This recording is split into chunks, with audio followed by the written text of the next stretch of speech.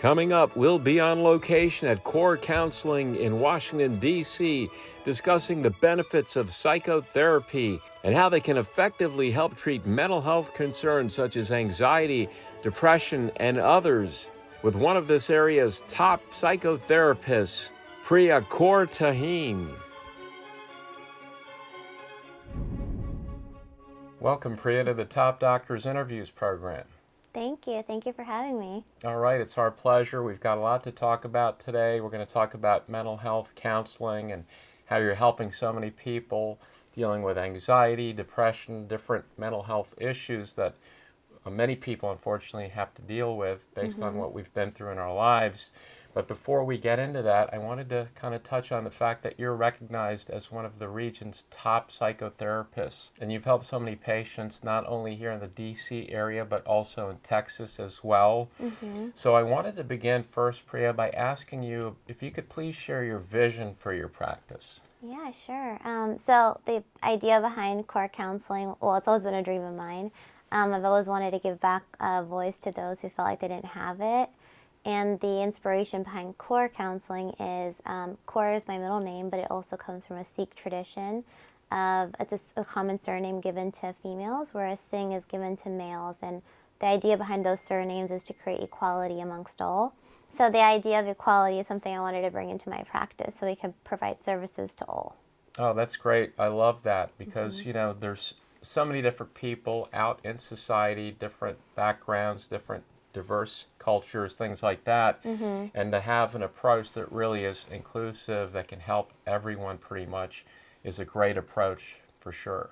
Yeah, and I would say like our specific practice, we pride ourselves on providing personalized care to each client that walks in the door. So no two people are the same, which means no two journeys are the same. Yeah, exactly. And you really take the time with each patient to really get to know them, understand what they've been going through, what their needs are, so you can put the best treatment option together for them. Each of our associates that work at the practice have special modalities that they use, and they're highly trained, so we're able to provide and reach to a lot more individuals. There are so many different types of mental health issues that people deal with. What are some of the key issues that you focus on at your practice? So like I said, a lot of our associates were trained in different specialties. So we see anything from like anxiety and depression to teen issues, low self-esteem, couples.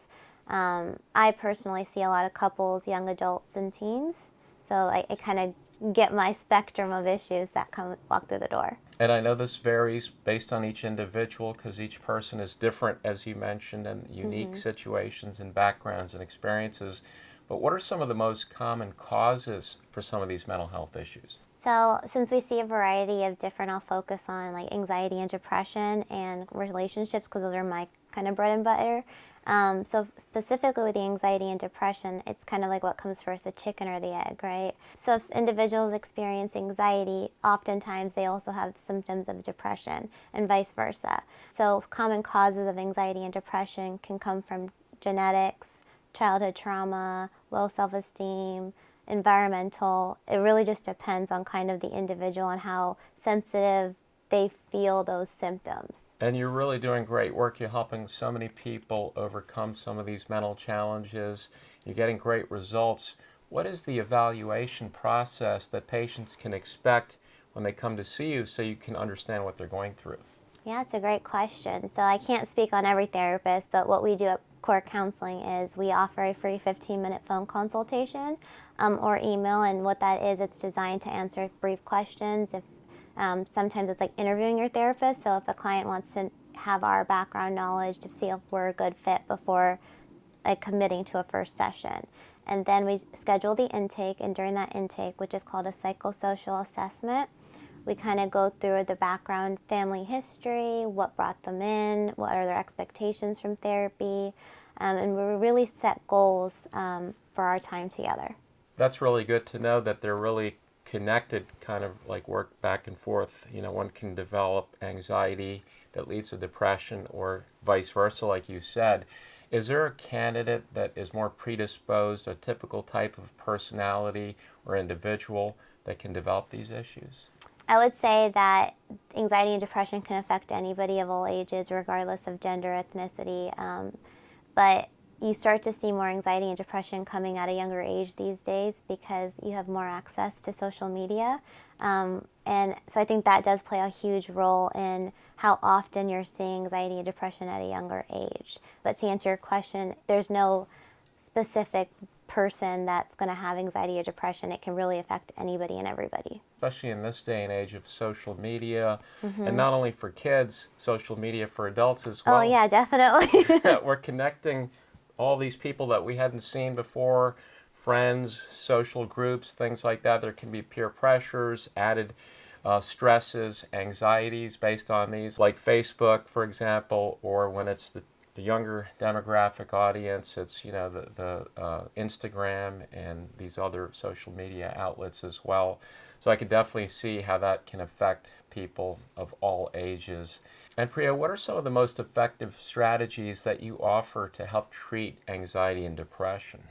So there's a ton of different modalities, and like I said, every therapist has their own genre that they specialize in.